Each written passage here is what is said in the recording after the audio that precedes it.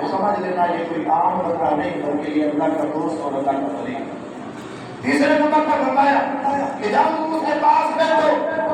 اس کے عمل کو دیکھو، اس کے کردار کو دیکھو، اس کے افعال کو دیکھو، تو اس کے افعال اور کردار کے ساتھ تمہیں آخرت کی یاد آ جائے۔ فرمایا کچھ ہو نہ ہو، وہ بندہ امیر ہو یا غریب ہو، کچھ ہو نہ ہو، کوئی اور ہو نہ ہو، یہ لازمی ہوتا ہے کہ وہ اللہ کا ولی اور اللہ کا دوست ہوتا ہے، جس کے چہرے کو دیکھنے سے